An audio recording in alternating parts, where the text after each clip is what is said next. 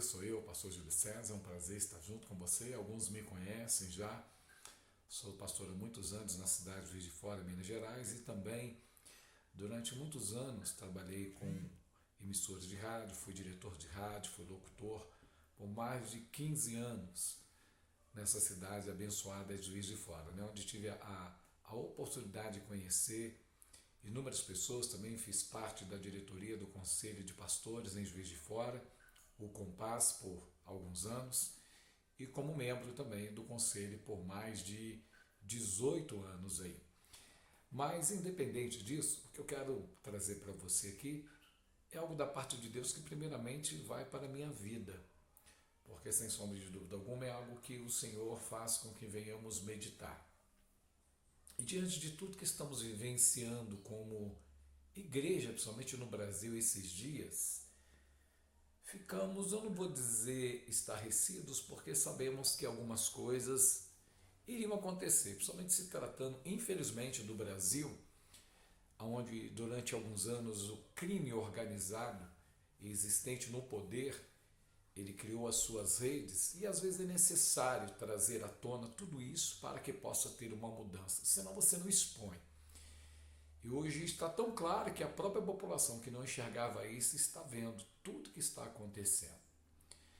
Mas, independente disso, nós olhamos também outras coisas que estão ocorrendo, como aqui a nossa volta, a Bolívia, passando por uma situação muito complexa, nossos irmãos sendo proibidos de pregar o Evangelho, não somente isso, mas de se reunirem em casa para falar as boas novas do Evangelho.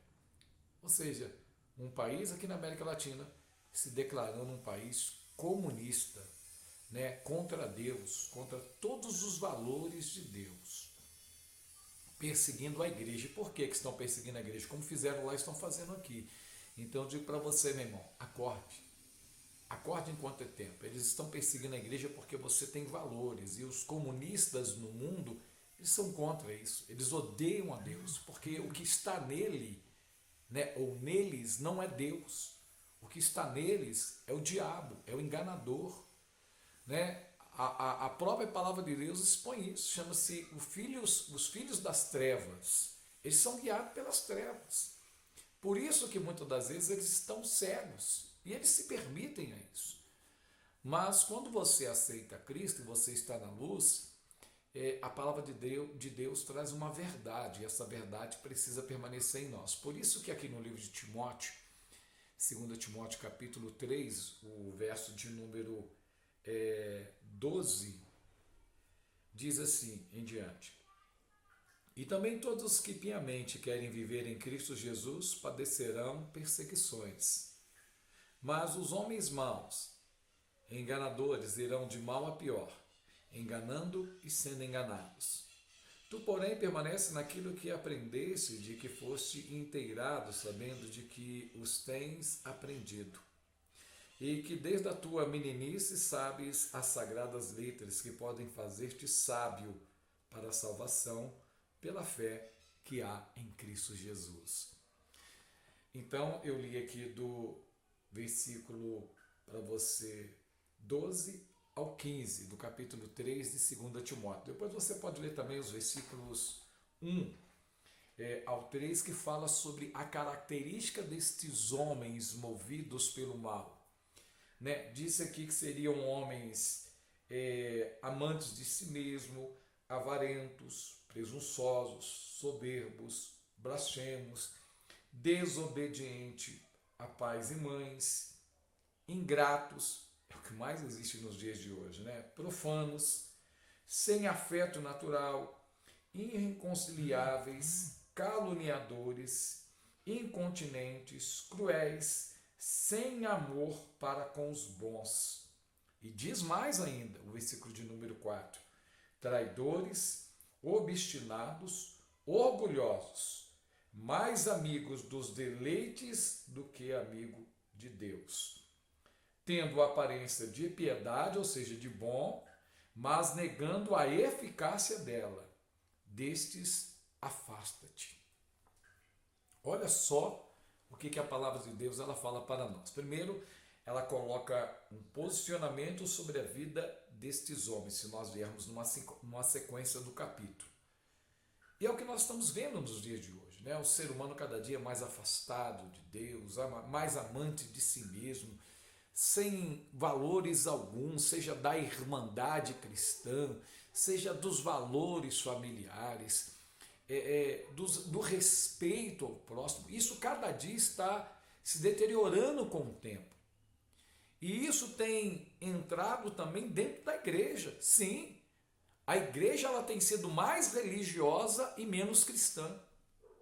É uma triste realidade. A igreja ela tem adotado uma postura religiosa, né? Com seus dogmas, com seus valores, muitas das vezes tradicionalismo, porque pertence à igreja que tem 100 e poucos anos, porque é de uma igreja que os seus líderes têm uma cultura assim, assim, etc. e tal. Isso é que nem lata de lixo, não serve para nada, pelo menos diante de Deus.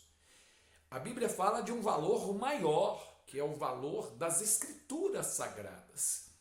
Porque mesmo com todos esses valores, esses dogmas, a igreja tem deixado de ser igreja. A igreja tem deixado de se manter firme contra as portas do inferno. Em alguns momentos a igreja está baixando a guarda. Sim, a igreja está baixando a guarda. A igreja, na sua grande parte, está baixando a guarda para a ideologia de gênero. A igreja está baixando a guarda para o homossexualismo, para o lesbianismo. Sim, eu não estou falando de uma forma pessoal humana, eu estou falando do que as escrituras dizem, mas nós levamos para a forma particular, porque talvez eu tenha um parente que né, ou que tem essa prática, então eu começo a defender esses mesmos valores. Enquanto as Sagradas Escrituras dizem que há uma necessidade de deixar essas práticas, que há uma necessidade de se converter ao Evangelho de Jesus Cristo.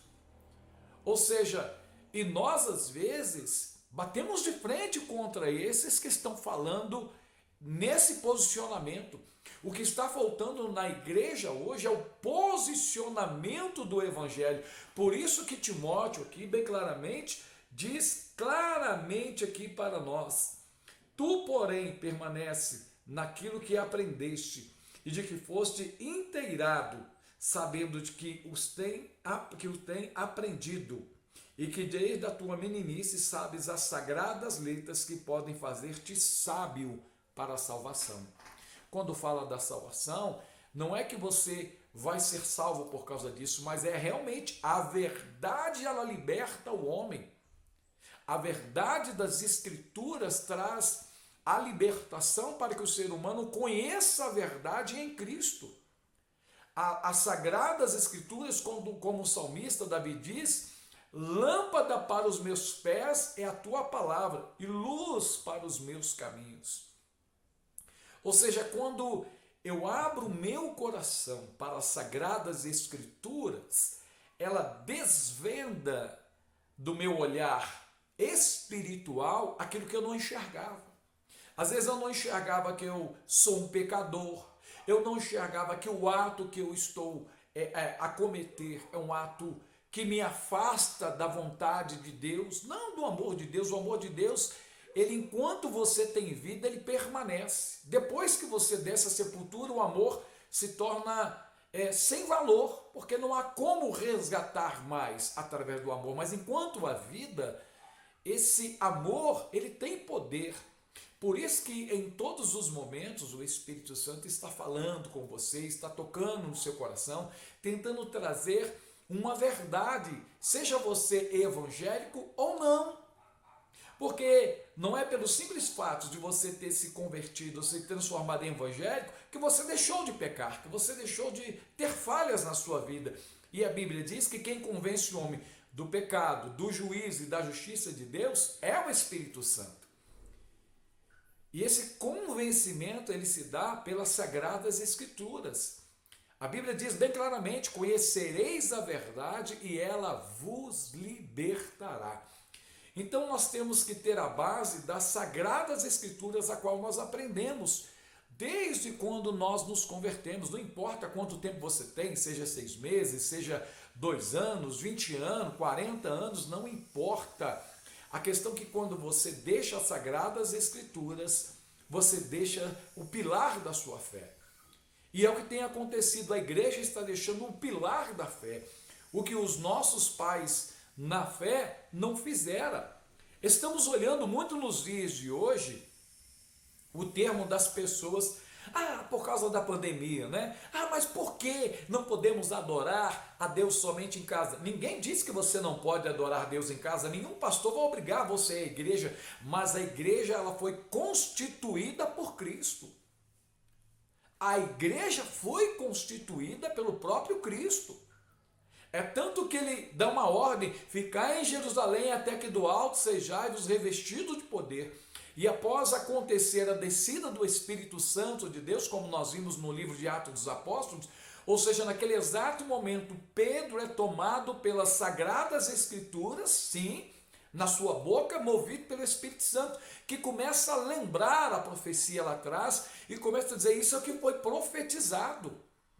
E nesse exato momento ele traz a memória daquelas pessoas, ou seja, os judeus que estavam reunidos ali naquele dia, diante da festa de Pentecostes, estavam ali reunidos e ouviram aquela palavra, e a Bíblia diz que eles se compungiram dentro de si, ou seja, houve um mover de Deus, um arrependimento, e eles dizem, o que é que nós podemos fazer agora para que possamos ser salvos?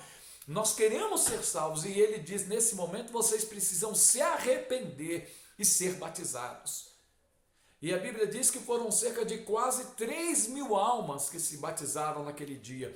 Ou seja, um mover sobrenatural de Deus naquele momento de quase 3.000 pessoas aceitaram a Cristo. Então, e essas pessoas, a Bíblia diz que eles permaneceram firmes na doutrina dos apóstolos, na comunhão do pão. E eles se reuniam. A reunião dos santos, ela é bíblica. Nós olhamos que ela é tão bíblica que quando Pedro estava preso e ali havia umas pessoas que estavam orando, havia uma igreja do lar que estava orando, ela estava buscando a presença de Deus para que houvesse a libertação de Pedro. É tanto que quando a menina chega à porta e ela avista, ela se assusta, volta para dentro. E ali quando ela começa a gritar e de repente ele já está ali dentro, diante do poder de Deus, porque alguém estava orando. Só que nos dias atuais eles querem proibir até esse direito. Aqui em Minas Gerais estava decretado, né, o estado de você não poder sair, que era o toque de recolher, após as 8, e você não poderia se reunir com parentes ou outro tipo de reunião.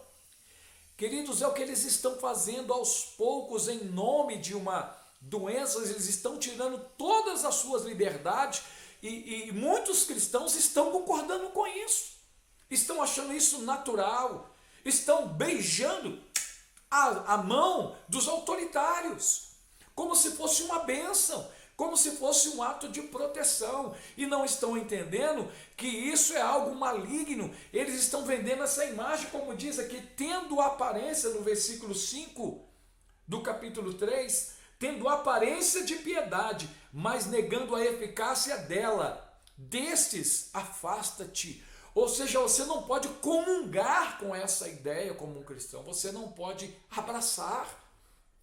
E muitas das vezes as pessoas estão abraçando, estão achando natural. Será que é tão natural porque você já acostumou a viver assim? Porque é a sua conduta de vida, de viver a sua vida sem a direção real de Deus? Será? É uma pergunta. Mas como que você também vai julgar os que querem estar numa igreja? Nós sabemos que países totalitários e comunistas é assim. Nenhum país democrático no mundo, entenda, nessa pandemia, proibiu as reuniões religiosas. Nenhum país democrático proibiu. O Brasil é o primeiro no mundo. Você está entendendo isso? Tem lógica isso? Então por que os demais estão errados e o Brasil que está certo, juntamente com uma corte, né, que colocou essa determinação. E você pode dizer assim, pastor, mas não tem nada a ver não, está tranquilo. Está tranquilo talvez para você. Mas aqui mesmo no estado de Minas Gerais, em Belo Horizonte, que é a capital de Minas Gerais, está proibido os cultos presenciais. Ou seja, não é como aqui na minha cidade, que ainda é permitido o culto no domingo, com capacidade máxima de 20% da igreja, e tem que informar agora na porta a capacidade máxima de pessoas no templo. Então, quer dizer, olha só a situação que estamos vivendo. E parece que não temos percebido que a cada dia eles estão subindo um degrau. A cada dia eles estão avançando um degrau contra a igreja, contra os valores cristãos no Brasil. Você parece que não se deu conta disso. E estamos, às vezes, calados, deixando que estes homens e essas mulheres sem valores, eles não têm valores, eles simplesmente querem usar a igreja para proporcionar a ele o que eles desejam, poder e dinheiro, como fizeram lá atrás. Eles não estão interessados na igreja porque gostam da igreja, não. É porque a igreja cristã brasileira hoje, principalmente a igreja evangélica, ela está se tornando maior nesse país. Está se tornando, ela tem milhões de seguidores. E que hoje decide uma eleição presidencial, decide uma eleição para um governador, decide uma eleição para uma prefeitura. Então estão de olho nessa população, nesse povo, mas também ao mesmo tempo atacando, infiltrando pessoas para poder desorientar, para poder enfraquecer. E nós temos que ter o discernimento do Espírito Santo de Deus. Nós não podemos ser levados por essas doutrinas do diabo. Você, como um cristão, como alguém que verdadeiramente aceitou a Jesus como Senhor e Salvador da sua vida, a sua base de fé é as Escrituras. Não é o pastor A, pastor B, o apóstolo, o presidente, o deputado, o senador, não. É as Sagradas Escrituras. Nós temos que ver o que ela nos diz. Mas esse mesmo sistema que diz aqui que nos últimos dias, diante de tudo que está ocorrendo, principalmente os filhos seriam desobedientes a pais, ao pai e à mãe, mas principalmente nos dias atuais vemos uma grande desobediência às autoridades cristãs, que tem passado um aperto nesses últimos dias. Porque eles não estão conseguindo trazer uma mensagem em alguns momentos verdadeiras. Porque muitas pessoas não querem ouvir uma mensagem verdadeira, elas querem ouvir uma mensagem de massagear o seu ego, para satisfazer os seus desejos, seja financeiro, emocional, espiritual. Isso não é evangelho. A Bíblia diz que o Senhor Jesus coloca que o evangelho verdadeiro é aquele da renúncia, aquele que quer seguir a Jesus, ele negue-se a si mesmo, pegue a sua cruz e o sigam. Nós hoje vivemos um evangelho sem cruz. Um evangelho no qual as pessoas querem entrar para as igrejas e receberem somente palavras de motivação. Se você pensa nisso, você não precisa de um pastor, você precisa de um psicólogo. Você precisa de um terapeuta que vai te motivar, que ele não vai te questionar, ele vai te ouvir, depois ele vai te orientar, sem contradizer muito o que você falou. Se é isso que você precisa, você não precisa de um líder espiritual. Porque um verdadeiro líder espiritual, ele não pode comungar com o seu pensamento ou com a sua fala, se ela é contrária às Sagradas Escrituras, se ela é contrária àquilo que Deus quer para uma vida de um cristão. E por isso que nós vivemos uma vida como no deserto hoje. O povo atual parece estar no deserto, está sem uma casa. O povo no deserto, ele estava aqui, daqui a pouco ele estava lá, migrava para lá, puxava a tenda para cá, ia para cá, para lá, porque não tinha um tabernáculo. Ainda não tinha, o povo não estava adorando a Deus como deveria adorar.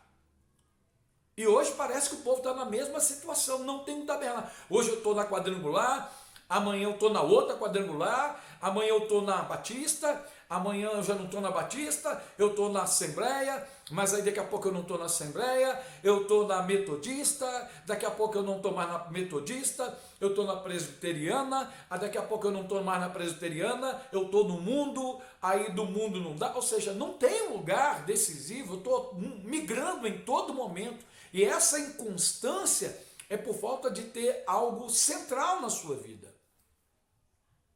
É falta da centralização da fé. Porque o verdadeiro centralizador da nossa fé é Jesus, o qual é o autor e consumador da nossa fé. É nele que você precisa se espelhar. É nele que você precisa ver realmente os valores que a igreja cristã adotou lá atrás.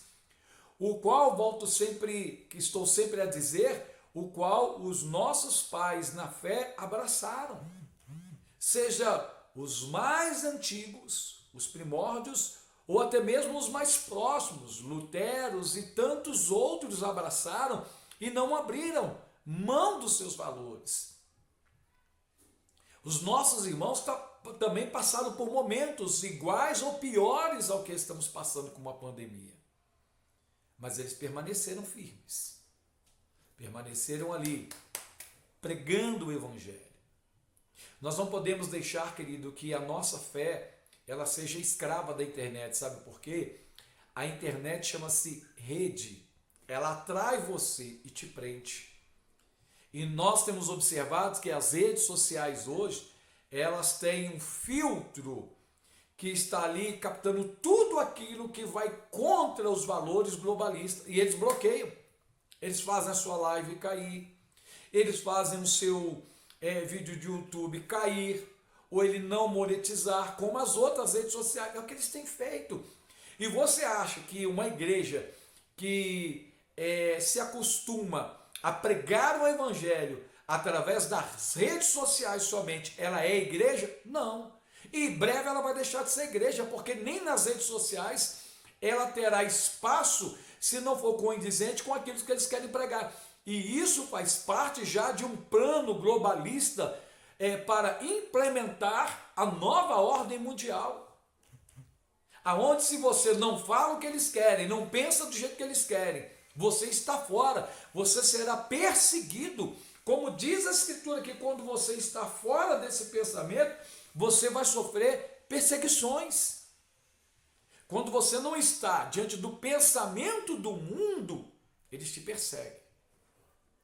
Agora, você não tem que temer e muito menos parar, como está acontecendo com muitos nos dias de hoje. Outro dia eu vi uma narrativa de um pastor, poucos dias agora, estavam falando sobre isso, até a questão do julgamento, ou ainda não tinha ocorrido, do STF, se iria permitir ou não. Já imaginou? Está na mão da justiça a liberdade da igreja. Que ponto chegamos no Brasil? Mas ok, aí foi dito assim de um pastor, mas não tem nada a ver, querido, nós temos que se adaptar, são novos tempos, a igreja tem que se adaptar. Uma pessoa falou com esse pastor e ele disse assim, querido, não é bem assim. Nós estamos passando um aperto na igreja. A nossa igreja é uma igreja grande, mas muitos desviaram e as pessoas quase não estão indo mais aos cultos. Você acha que isso é por acaso? Você acha que isso é por acaso? Nem sempre a sua realidade é a realidade do outro. Eles querem atingir a igreja, queridos. Eles querem atingir tudo. Eles estão apenas usando a pandemia. É claro que existe o mal, é claro que existe o vírus, é claro que existe a morte, mas é isso que eles fazem. Eles sempre se aproveitam de uma situação para colocar os seus planos em prática. E a igreja vai se ajoelhar diante disso? Porque aqui, como eu disse agora há pouco, em Juiz de Fora ainda é permitido você abrir. Muitas cidades não estão sendo permitido abrir. Você vai ter coragem de bater de frente? Você tem coragem de ir para a cadeia? De responder um processo? Ou seu nome é mais importante? As pessoas naquela época Paulo, Pedro, Tiago, Timóteo, João e os demais apóstolos, eles não se paralisaram diante das leis que colocaram como legítimas para impedir o evangelho. Então vamos parar com esse ato essa palavra meio burra que nós temos que obedecer às leis. Sim, desde que elas não sejam contra a igreja ou contra a nossa fé. No momento que ela nós não somos obrigados a obedecê-las. De forma alguma. Mas isso é você. E estão nos atingindo porque também não temos nos unido. Um pastor aqui, outro pastor ali, as pessoas estão meio que escondidas, né? Meio que aquela igreja de quando Jesus foi preso, eles ficaram meio perdidos, correndo, um vai para cá, outro vai para lá, até um ponto que eles tiveram que ficar escondido ali no cenáculo, com medo dos judeus que estavam perseguindo, eles estavam com medo, escondido. E foi necessário Jesus adentrar aquele lugar, e a primeira coisa que Jesus disse foi: paz seja convosco. E eles não reconheceram Jesus naquele exato momento. Até um ponto que nós sabemos que Tomé diz para ele: se realmente é o Senhor, deixe que eu toque aí, ó, na ferida da sua mão. Às vezes nós queremos ser como Tomé, para ver se Deus está fazendo alguma coisa. E a Bíblia diz que a fé é o firme fundamento das coisas que se esperam e convicção de fatos que não se veem. Hebreus 11:1. Está na hora da igreja despertar mais do que nunca. O derramar do Espírito Santo, deixa eu te falar, com muito respeito à sua denominação e a você. Esse mover do poder de Deus não é para você rodopiar. Esse poder que eles falam dos últimos dias não é para você se sentir muito bem. Esse poder dos últimos dias sobrenatural não é para você simplesmente ir ao monte todos os dias, não. É para você resistir os dias maus. É para você vencer e não naufragar na fé diante de tantas atrocidades, de injustiça que estamos vivendo nesses últimos dias, aonde cristãos e não cristãos estão sem saber o que fazer, perderam seus empregos, perderam seus negócios, não sabem o que fazer, não sabem o dia de amanhã como será, se terão o que comer ou não vão ter o que comer. Mas de uma coisa é certa, queridos, independente de termos o que comer ou não comer, independente se vamos morrer de Covid, ou se vamos morrer pela violência, ou se vamos morrer de fome, mas a nossa fé em Jesus, a nossa fé nas Sagradas Escrituras não irão morrer. Porque nós temos a plena convicção que o nosso Redentor vive. E que ainda que nós venhamos padecer nessa vida, nós temos do outro lado uma vida eterna que nos aguarda. Porque nós atravessamos a porta que é Cristo, como ele disse. E ele nos deu esse acesso ao trono do Pai. E isso, o diabo, nem os principados, nem a potestade, nem os dominadores do mal irão nos roubar. Porque está dentro de nós, está naquilo que foi implementado em nós, através das Sagradas Escrituras e do Espírito Santo de Deus. Então vamos orar nesse momento para que Deus possa te abençoar, para que Deus venha trazer o renovo e força e abrir as portas para nós nesses dias tão difíceis que estamos vivendo. E que você profetize as bênçãos de Deus sobre a sua casa, sobre a sua família, sobre o seu negócio. E que esse espírito que está tentando imperar, é um principado, querido, a igreja tem que se levantar. Isso é um principado do mal que está sobre o Brasil e sobre o mundo. Cabe à igreja se levantar agora. Não é quando Silas Malafaia pede, não. Não é quando se faz uma reunião, não. Você precisa orar para que esse principado caia por terra no nome do Senhor Jesus. E eu quero orar com você agora. Eu quero abençoar a sua vida no nome do Senhor Jesus. Pai, esta vida que está ouvindo esta ministração, que o Senhor possa tocar no coração dela, na vida dela, nos familiares dela, nos negócios dela. Meu Deus, esse principado que está sobre a nação brasileira, que foi enviado, meu Deus, por uma atmosfera maligna para destruir famílias, para destruir projetos, para destruir, oh Deus, a vontade de viver. Em nome do Senhor Jesus agora, Senhor, envia Miguel, Senhor, para guerrear contra esse principado. Senhor, afasta da nação brasileira, afasta de Juiz de Fora, meu Deus, esses demônios da morte, da miséria, da angústia, do sofrimento, meu Deus, que assola a humanidade. Senhor, em nome de Jesus agora, coloque as tuas mãos poderosas, que a tua espada flamejante, meu Deus, venha cortar esta obra maligna, venha destruir esta obra maligna, e as obras do inferno não vão prevalecer sobre a tua igreja, não vão prevalecer sobre aqueles que têm a fé em Cristo Jesus. Meu Deus, eu quero abençoar estas vidas agora, com as tuas ricas bênçãos. Meu Deus, entra com providência financeira, entra com providência de emprego, entra com providência de alimento, meu Deus, para essas pessoas que aí estão desesperadas, estão nesse momento, Pai, sem esperança, desanimada, mas em nome do Senhor Jesus, aviva esse coração, ativa, Deus, uma mente de bênção, a mente de Cristo para estas vidas. É o que eu oro a Ti, no nome do Senhor Jesus. Que Deus te abençoe, que as ricas bênçãos do Senhor Jesus estejam sobre você. E que cada dia o poder do Espírito Santo de Deus venha sobre você, sobre a sua casa, sobre o seu negócio. Eu vou ficando por aqui, pastor Júlio César, e quero dizer, Jesus ama